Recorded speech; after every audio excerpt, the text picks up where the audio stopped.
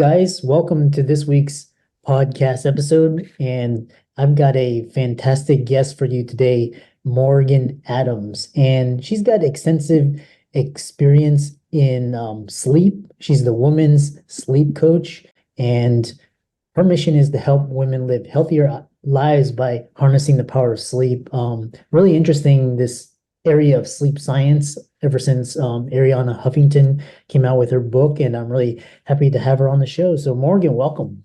Thank you. I appreciate you inviting me on. Yeah, so we were talking backstage. I'd love to hear your story, what you do, how you got to do what you do, and how the audience can benefit from your expertise today. Sure. Well, I got really interested in sleep in 2020. So the first couple months of the pandemic, my sleep was in the gutter.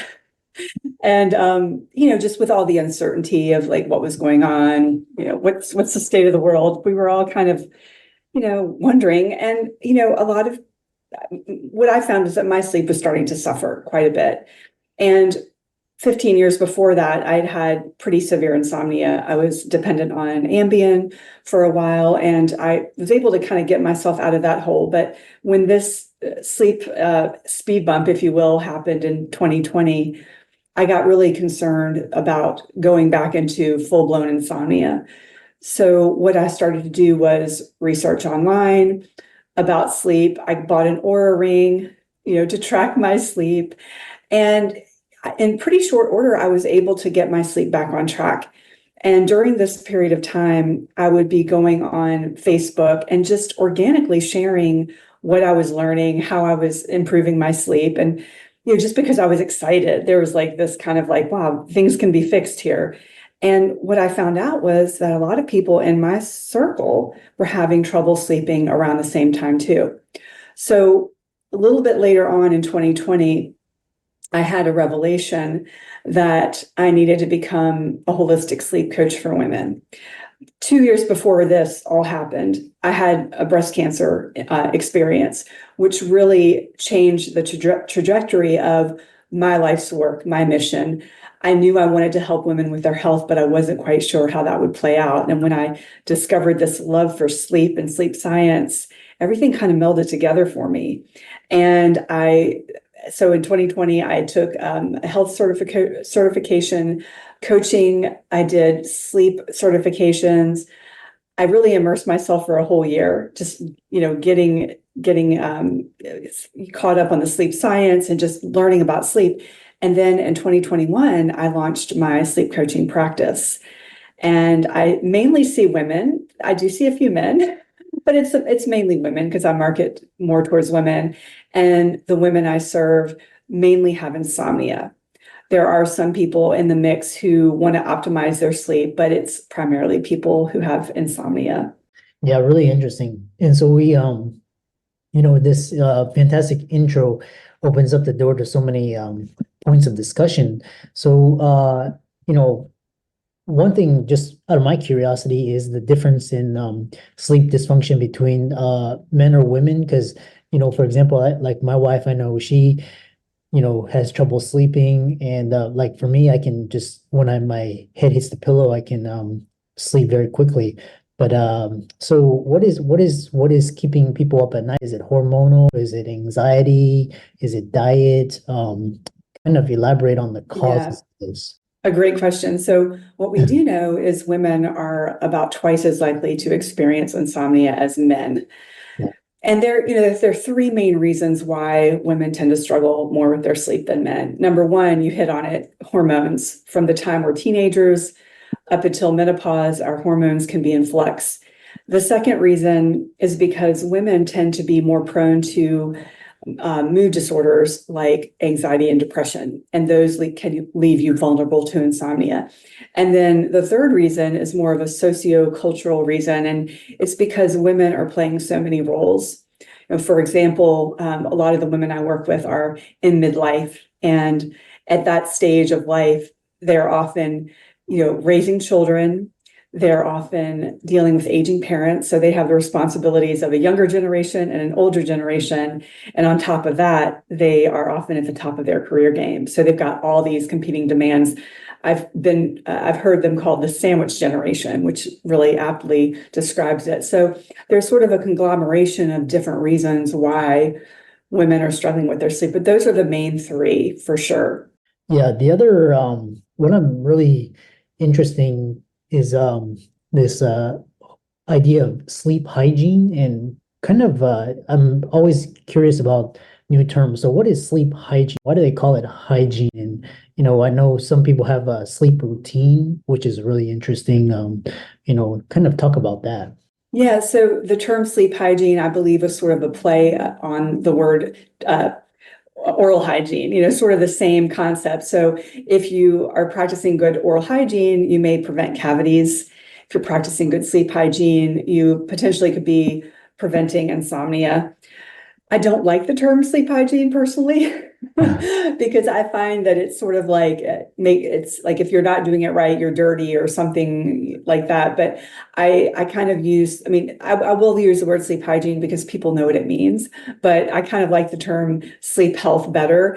But essentially what sleep hygiene is, it's basic practices that we can employ to protect our sleep, to safeguard it. And it ranges from, not eating too close to bed to watching your alcohol and caffeine before bed, waking up around the same time every morning, having a bedroom that is conducive to sleep. And we could, riff on some of these more in depth, but that's generally what sleep hygiene is. It's pretty important, but, one interesting little caveat here to sleep hygiene is that once people come to me and they have insomnia, they've actually already done all the sleep hygiene and they find that it doesn't work. So quite often when somebody with insomnia goes to their family doctor, they may be given a list of sleep hygiene tips. But unfortunately, the person with insomnia has already used the tips because they've been online and they know. So it's a great thing to get into the habit of, but it doesn't fully guarantee that it'll prevent you from having a sleep issue. Yeah. Yeah. The other question I have for you is how does this idea, because there's I know they call it basically some people have to sleep earlier than others, some people function optimally at different times, and what are the best assessments for figuring out your sleep patterns and adjusting accordingly? Yeah, I think you're referring to chronotype. Yeah. And that's basically if are you an early bird or a night owl? And we know that like maybe 20% of people are early birds, 20% are night owls, and then the rest of us are sort of in between. And there's different ways. I mean, I think most people kind of intuitively know, but there is an actual test that you can take online that I actually have my clients take. If anyone's interested in looking at it further, it's a tongue twister. It's called the Morningness Eveningness Questionnaire, or MEQ for short. You can just Google that and it'll take you through a series of questions. And at the end, it'll sort of score you on, are you moderate evening, more extreme evening, extreme early. So that way you can kind of find where you land in the spectrum. Yeah, it's really interesting because the summer I was traveling, last month I was in Europe, and what's interesting is like they're 7 hours ahead. So it's basically you could wake up early and kind of get a whole day's work and then wait, and then you could do 2 days of work in one. So it's really extreme productivity. Yeah, you mentioned sleeping rituals, and so what are some rituals that people can do to prepare for sleep, as well as get optimal sleep? I heard people, for example, like a lot of people they try like they'll make everything dark and turn everything down like super cold and just kind of get that 8 hours. What are your recommendations? Yeah, so I think when you take a look at your bedroom, that's a good place to start. So I like to talk to my clients about having their bedroom like a cave. So what is a cave? It's cold, dark, and quiet. So the kind of optimal temperature range looks to be about 65 to 68. I know that sounds a little bit cool, but essentially what you want to do is you want to have it a couple degrees cooler than the rest of your house. because we need actually to have our core body temperature lowered by a couple degrees to initiate sleep and to stay asleep. So the coolness is important. The light is important. So quite often people will sleep with a light on, or they'll have blinds that are very transparent, and too much light can come through. And we really do need to sleep in total darkness. In fact, your room should be so dark that if you put your hand out in front of you, you shouldn't be able to see your hand. So that's pretty dark. So how do we achieve that degree of darkness? A couple things. We could invest in blackout shades or blackout curtains. There are actually a ton on the market now that are quite attainable financially for most people. And then there's a good old-fashioned eye mask, which is great, or you can double up and really ensure that you're sleeping in darkness. And the eye masks are wonderful to keep with you in your suitcase for travel, because when you're in a hotel or an Airbnb, you just never know how the light situation is going to pan out. And then with the quiet, we ideally want to sleep in a quiet room. However, there are so many extraneous noises that can happen, fire alarms, ambulances, you just never know what kind of noises are going to be outside your home. And then inside your home, random house noises, creaks, pets, kids, all those things.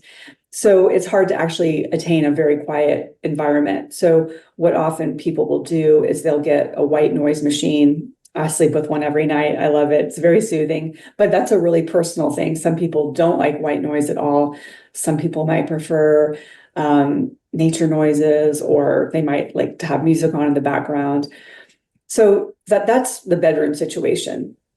Other rituals, are things that are just relaxing for you individually. So some examples, I'll just run through a few that, my clients like to do. Warm bath can help cool your core body temperature, actually, to help initiate sleep. Journaling, meditation, gentle yoga, breath work, listening to podcasts. TV is an interesting one. I actually personally like TV before I go to bed, and people are like, wait, you're a sleep coach. Isn't that bad hygiene, bad sleep hygiene?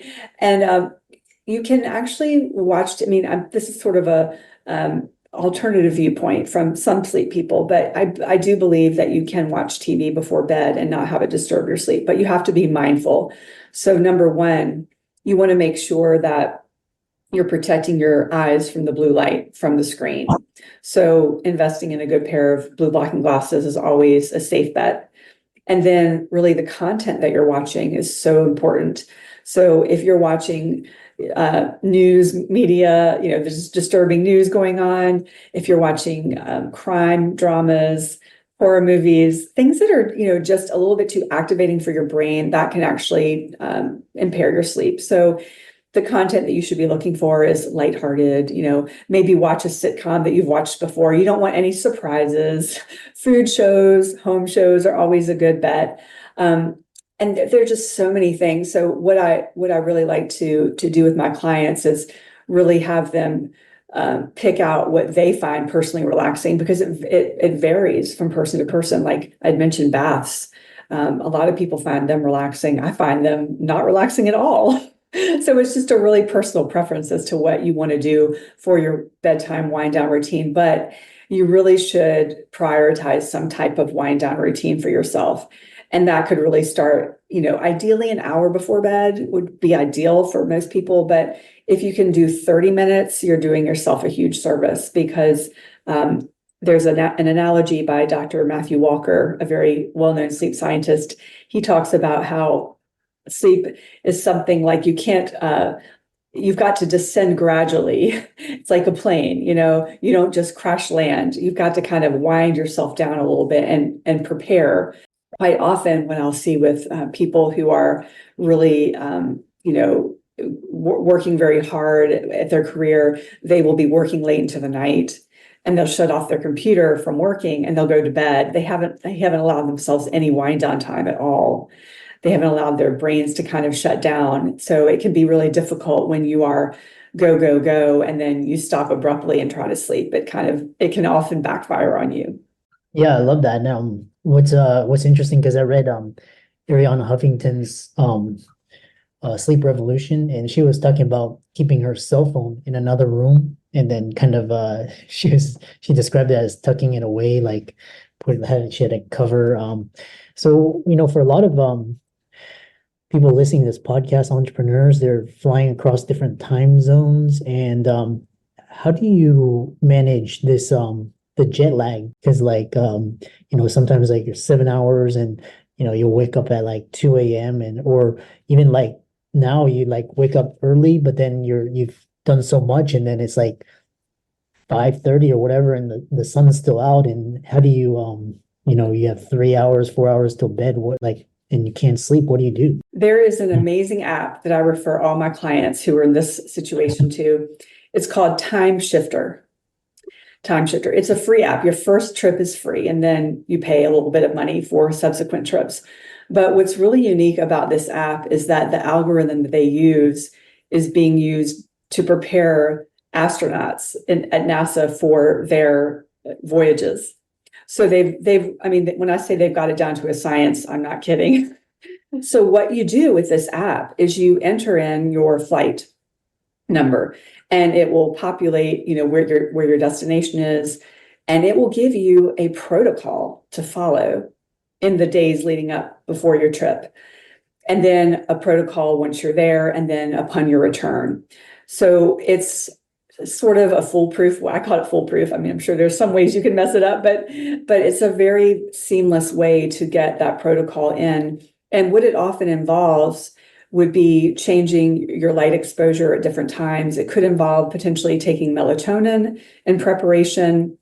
So I would highly recommend, I have no affiliation, by the way. They don't pay me to say this, but I would really highly recommend looking into Time Shifter if you're traveling like more than 3 time zones away, because that's when the jet lag really starts to get a little bit more of a nuisance. Yeah. I've read that for every hour time difference, it takes about a day to just kind of get adjusted. And like what's in like finding flights that kind of correspond with your like, because like when I'm tired, but like I can stay up if I'm still up. So it's kind of coordinating. But the other thing is because you mentioned these apps and you mentioned the Oura Ring earlier on. What are some new technology tools to help people sleep better, optimize their sleep, diet, nutrition? We have around like 5 minutes remaining. Yeah. So there's a lot of new technology happening in the sleep world. A lot of companies reach out to me to send me their products. Some of them are good, some of them not so great. But I really do think a great place to start with technology and sleep is a sleep tracker. I mentioned the Oura Ring. There are many others out there. There's the Whoop, there's the Fitbit. What these are good for is helping people understand how their behaviors are influencing their sleep. So, for example, you have a dashboard and you can see if you've got how your sleep quantity is, how your REM sleep, how your deep sleep looks, how your recovery looks. And quite often people will start to notice, this is an example, a very popular one, I might add. If I'm having 2 glasses of wine at 8 o'clock, my sleep isn't so great, So it gives you kind of this kick in the butt, if you will, to perhaps experiment with maybe having less alcohol or maybe having your alcohol earlier in the evening. So sleep trackers can be a very useful tool. Where they are a little bit murky is when you have insomnia, which is most of my clients. So what happens with insomnia is quite often if someone with insomnia is attached to a sleep tracker, they will get almost hyperfixated on the data. And that actually creates more anxiety about their sleep and can worsen their sleep. So you have to really know yourself. And what I see sometimes is people who are some people kind of dance in the middle. Some people are sort of like, I get a little too attached, but it's not that bad. What I recommend for that is maybe looking at your data once a week, like every Saturday morning, take a look at the week back to look at trends versus like looking at it every morning. So that's a good practice. As far as nutrition, some general guidelines I would recommend for people would be to really focus in on keeping your blood sugar balanced throughout the day. Because when your blood sugar is balanced throughout the day, that tends to trend over into the evening. And we want to maintain that blood sugar balance in the evening, because quite often what I'm finding with my clients is the 2 or 3 a.m. wake ups are caused by a blood sugar crash. And that creates a cortisol and norepinephrine surge. And so people wake up. So really having a high protein breakfast, having a healthy fat at every meal, a good protein at every meal, and not having like sweets and carbs on their own. So that's a good recommendation for diet. Also, interestingly, they have found that the Mediterranean diet is correlated with higher quality sleep. So they've done multiple studies just correlating it. So the theory is that because the Mediterranean diet has a lot of vegetables, it's high fiber, low in saturated fat, we tend to see diets that follow those parameters to be more conducive to sleep. And then with the timing of our meals, we really want to make sure that we're giving our bodies enough time to digest our food before we get into bed. So I recommend that people try to finish their last bite of dinner through about 3 hours before they go to bed, and even earlier if they can. I know that can be, kind of difficult with, having families and work engagements. But if you can just give yourself that buffer, you will definitely notice a change in your sleep versus eating a big meal right before bed. What else can we cover? We don't have too much time, but what other burning questions?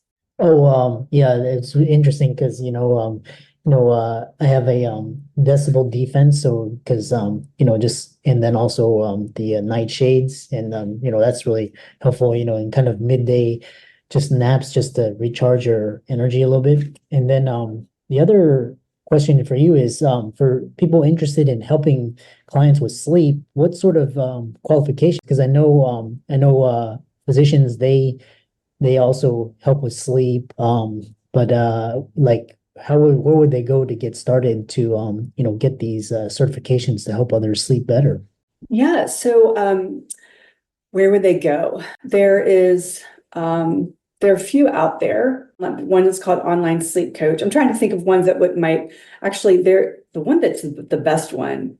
This isn't a certification, but it's a community that I'm involved in, and it's actually for physicians. It's called IntraBalance. So if you look at IntraBalance, the sleep psychiatrist who runs this group, her name is Nishi Bhopal, and she created this community because she had so many primary care physicians reaching out to ask for help. So in this community, they offer many trainings on how to assess for sleep, how to titrate off sleep medications. It's a really valuable community. And so she lets in sleep doctors, sleep coaches, people like that. So I think that's probably the best place to really learn. You won't get a certification, but that's totally cool because you'll learn a ton from her content.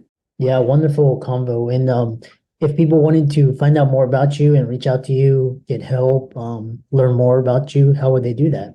Sure. So on my website, which is morganadamswellness.com, you can find a free mini course on building better evening and morning routines for setting yourself up for good sleep. I also offer a free clarity call, which is a consultation for people to chat with me about their sleep struggle and to assess if sleep coaching might be the most logical next step. I'm also on Instagram. I'm very active there. My handle is morganadams.wellness. Shoot me a DM. I'll reply to you. I love talking about sleep. Don't be a stranger if you find me. I enjoy chatting with people about sleep, truly. Yeah. Yeah, I really enjoyed this conversation. And it's kind of one of those things where as you progress, there's things that, we never knew about, like sleep science and sleep medicine. And so for all the audience, be sure to give Morgan's socials a like and follow, reach out to her. These will be in the show notes. And thanks so much for coming on. Thank you so much for inviting me. Appreciate it.